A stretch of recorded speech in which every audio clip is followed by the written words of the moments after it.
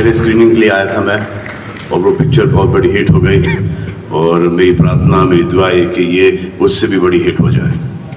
Thank you. जय हिंद, जय महाराष्ट्र।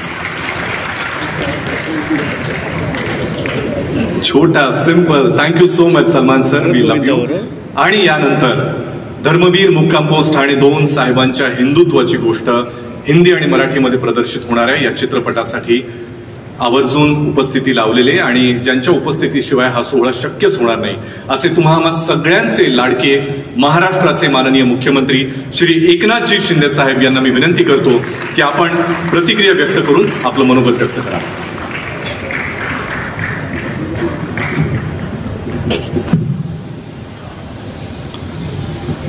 धर्मवीर मुक्काम पोस्ट ठाणे भाग 2 याचा आज ट्रेलर लॉन्च झालाय आणि या प्रसंगी उपस्थित आपले हिंदी सिने अभिनेते सलमान खान, आमचे विधानसभेतील अध्यक्ष राहुल नार्वेकर जी, मंत्री मंगल प्रभात लोढ़ा जी, महाराष्ट्र भूषण आमचे अशोक सराफ जी, मंगल प्रभात लोढ़ा जी, आशीष शेलार, अभिनेता जितेंद्र जी, महेश कोठारे जी, बोमन ईरानी, गोविंदा जी आहेत, जीचे पुनीत गोयंका, उमेश बंसल, प्रवीण तरडे, मंगेश देसाई, प्रसाद ओक, क्षितिज दाते, मकरंद पाध्ये, सर्व मान्यवर आणि समोर उपस्थित खासदार, आमदार, सिने चित्रपट सृष्टीतील सर्व मान्यवर, मराठी हिंदी अभिनेते आणि सर्व दिघे साहेबांवर प्रेम करणारे बांधव भगिनी आणि पत्रकार मित्रांनो, खरं म्हणजे उद्या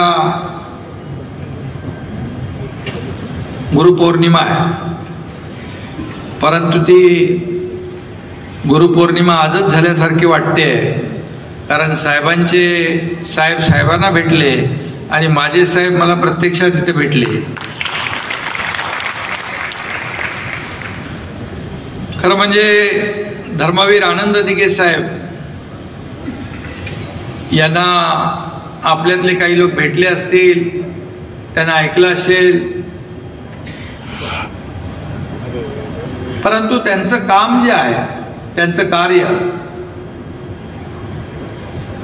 लोकांसमोर आलं पाहिजे, यासाठी धर्मवीर मुक्काम पोस्ट ठाणे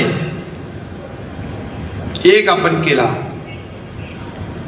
आणि तो प्रचंड हिट झाला, त्याला यश मिळालं आणि 2022 सालातला तो मराठीतला ब्लॉकबस्टर ठरला।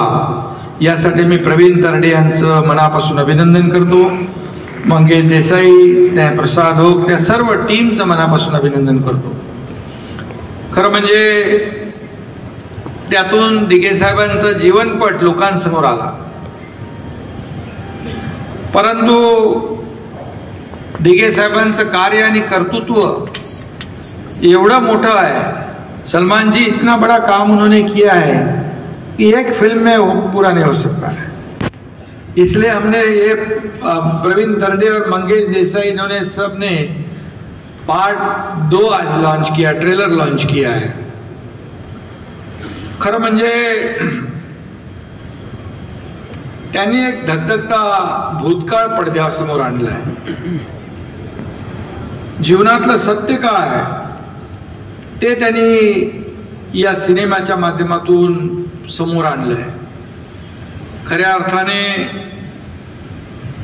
दिघे साहेबांचं आयुष्य आणि कर्तृत्व एवढं मोठं होतं, मगाशी म्हटल्याप्रमाणे की ते एका सिनेमामध्ये शक्य नाही. आता दुसरा पार्ट 2 केलाय. मला वाटतं प्रवीण कुठे गेले, आणखी पुढं काय करतात माहित नाही मला. कारण आनंद दिघे साहेबांचे विचार जे आहेत ते विचार आणि त्यांचं काम आजही आपल्यामध्ये आहे.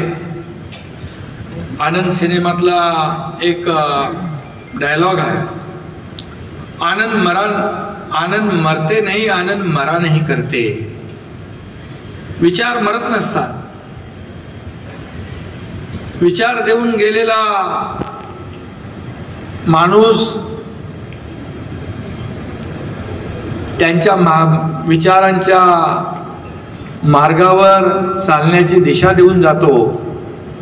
आणि बाळासाहेब आणि दिघे साहेबांच्या पावलावर पाऊल टाकून नाही तर त्यांच्या पावलावर जीव टाकून आम्ही काम करण्याचा प्रयत्न करतो आहे.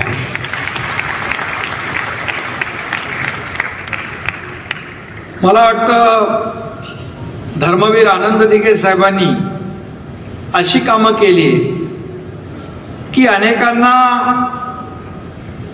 ती माहीत नाही. मगाशी मामा अशोक सराफजी सांगत होते की ठाण्यामध्ये त्यांचं कार्यक्षेत्र आणि त्यांचं कर्तृत्व एवढं मोठं की या सिनेमाच्या माध्यमातून लोकांसमोर येत आहे. खरं म्हणजे काही गोष्टी आम्ही इथे बोलू शकत नाही. अशा अशक्यप्राय गोष्टी आणि अशक्यप्राय कामं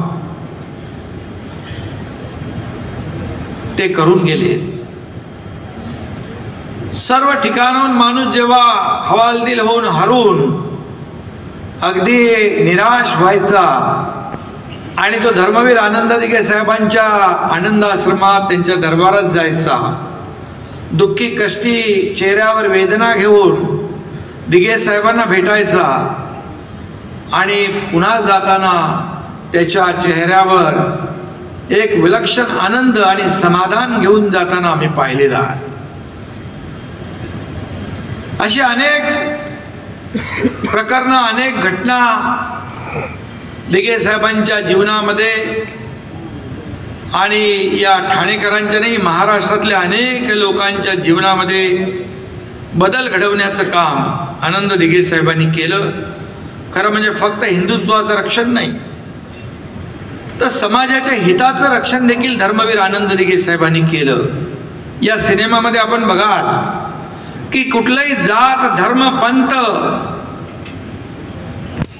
सिनेमामध्ये साहेबांच्या हिंदुत्वाची गोष्ट असं टॅगलाईन आहे. परंतु प्रत्यक्षात दिघे साहेबांचं जीवन या सिनेमाच्या माध्यमातून काही अंशी आपल्या समोर येईल. त्यांच्याकडे कुठल्याही धर्माचा माणूस जाऊ द्या, कुठल्याही जातीचा, कुठल्याही पंथाचा, तो कधी खाली हात वापस गेला नाही. खाली हात वापस गेला नाही. आणि दिघे साहेबांची हीच तर शिकवण होती. या सिनेमात एक डायलॉग आहे, कार्यकर्ता घरात नाही तर लोकांच्या दारात शोभून दिसतो.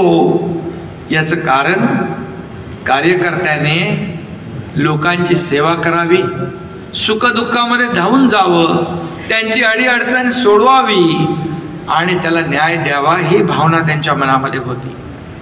मला आठवतंय की अगदी शाळा प्रवेश साठी देखील त्यांच्या दरबारामध्ये शेकडो हजारो लोक यायचे. KG to PG पर्यंत कुठलंही ऍडमिशन दिघे साहेबांकडून झालं नाही, होणार नाही असं कधी झालंच नाही. असा विश्वास लोकांमध्ये होता. माय भगिनी कुठलीही अडली नडली, कुठलेही काही त्रास झाला, कोणी तर दिघे साहेबांच्या दरबारामध्ये जात होता आणि त्याला न्याय मिळत होता. खरं म्हणजे एक आगळं वेगळं नेतृत्व दिघे साहेबांच्या रूपाने या महाराष्ट्राला लाभलं होतं.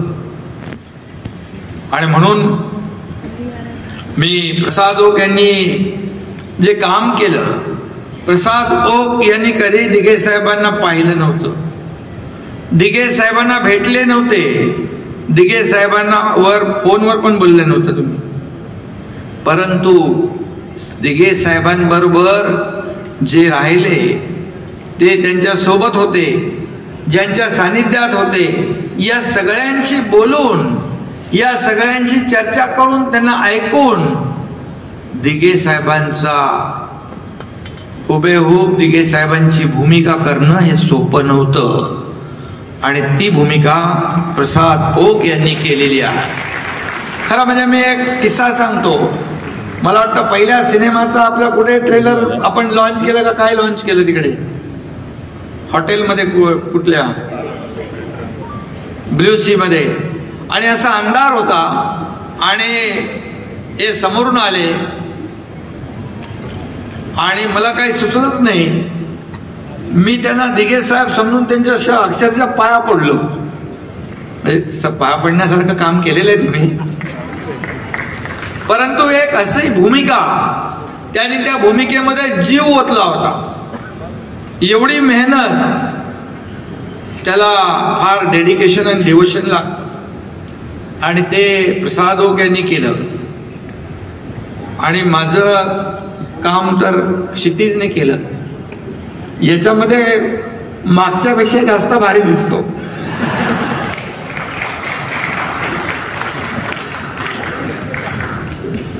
कारण खरं म्हणजे आनंद दिघे साहेबांनी जो विचार दिला आहे, बाळासाहेबांनी जो विचार दिला आहे, आज त्यांच्या विचारांमुळे 2 वर्षापूर्वी बाळासाहेबांचे विचार घेऊन आम्ही निघालो आणि आज 2 वर्ष झाली.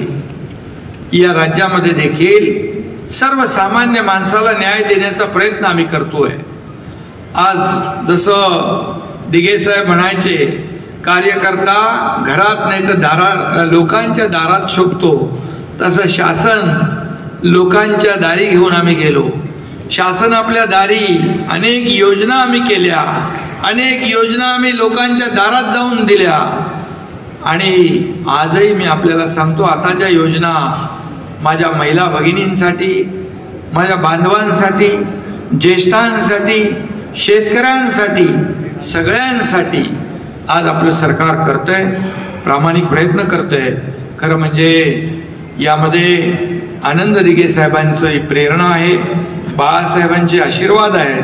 आणि त्यामुळे मला एक गोष्ट आठवते, जेव्हा 20 वर्षापूर्वी 2000 साली जेव्हा मला दिघे साहेब म्हणाले होते, एकनाथ आता तुला समाजासाठी जगायचं आहे, महाराष्ट्र हे तुझं कुटुंब आहे. तेव्हा मला माहित नव्हतं असं काय साहेब का बनाले, परंतु ते एक शब्द आजही माझ्या कानात आहेत. आणि ती काय दूरदृष्टी त्यांची होती.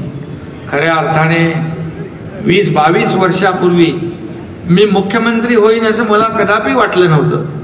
परंतु इथे दिघे साहेबांच्या बहिणीचे मिस्टर आहेत, दिघे साहेबांच्या बहिणीचा मुलगा ताई आजारी असल्यामुळे ती आली नाही. परंतु जेव्हा मी मुख्यमंत्री झालो त्यावेळेस दिघे साहेबांनी ताईला सांगितलं, अगोदर म्हणजे जेव्हा दिघे साहेब ताईच्या घरी जायचे त्यावेळेस सांगितलं होतं, हा माझा एकनाथ एक दिवस या महाराष्ट्राचा मुख्यमंत्री होईल. आणि हे मला ताईंनी सांगितलं जेव्हा मी मुख्यमंत्री झालो आणि ती स्वागतासाठी आली तेव्हा.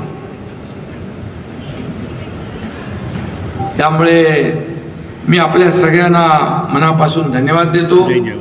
जे काही साहेबांनी, दिघे साहेबांनी जे काही शिकवलंय, जे काही विचार दिलेत, त्याची वाटचाल आम्ही करतोय, प्रयत्न करतोय सर्वसामान्य माणसाला न्याय देण्याचा.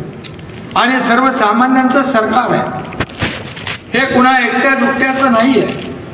यासाठी या राज्याचा विकास, सर्वांगीण विकास आणि या राज्यातल्या सर्वसामान्य माणसाला, मग बळीराजा असेल, शेतकरी, कष्टकरी, कामगार, वारकरी, खारकरी, माता भगिनी, माझे ज्येष्ठ, त्याचबरोबर तरुण, त्यांच्यासाठी देखील योजना करतोय.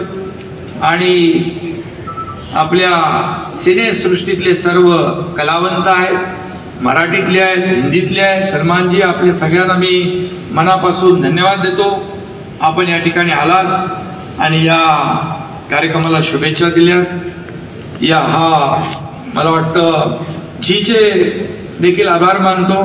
त्याने देखील आपल्या पहिल्या सिनेमाला देखील खूप सपोर्ट केला आणि मला वाटतं प्रवीणजी, पहिला सिनेमा जसा यशस्वी झाला तसा हा देखील डबल यशस्वी होईल अशा प्रकारच्या मी शुभेच्छा आपल्याला देतो आणि धर्मवीर टीमला मनापासून शुभेच्छा. कुणाचं नाव राहून गेलं असेल, ज्याने या सिनेमामध्ये सहकार्य केलं त्या सगळ्यांचंच मनापासून मी अभिनंदन करतो, शुभेच्छा देतो. जय हिंद, जय महाराष्ट्र.